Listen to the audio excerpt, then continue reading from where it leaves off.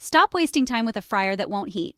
Today we are showing you how to fix a Vulcan Hart Hi-Limit Thermostat so it runs perfectly and safely. Welcome to PartsFe. We're diving into a Vulcan Hart fryer that wasn't heating properly, and the issue turned out to be the high-limit thermostat.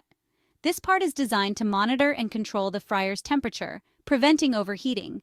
It has a maximum setting of 450 degrees Fahrenheit, 232 degrees Celsius, includes a 30-inch capillary tube, and a 1/4 by 4.5 inches bulb for precise readings.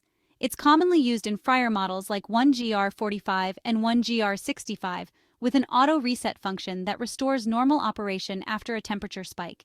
Inside the fryer, you'll see the probe, which looks overheated. That's why the high-limit safety kicked in and shut the fryer down before damage occurred. Drain the oil from the fryer to replace the thermostat. Once a high-limit trips, it's better to replace it rather than risk failure later. Removing the old part is simple. Remove the locking packing and broken threaded section, then clean the area with a wire brush. To install the new thermostat probe, straighten it so it passes through smoothly, then gently bend it so it sits without touching the head. Tighten the fitting, no sealant needed. After that, route the wires to their terminals, reconnect the black and red wires, and wrap them to prevent loosening. Now it's time for a test. Light the pilot, switch on the valve, and the fryer should heat up perfectly.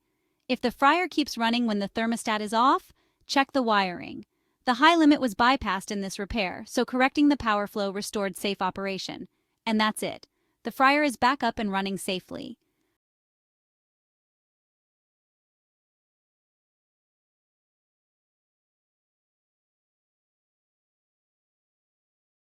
For trusted commercial Pico fryers replacement parts, visit PartsFe.com in the USA, UK, and Canada.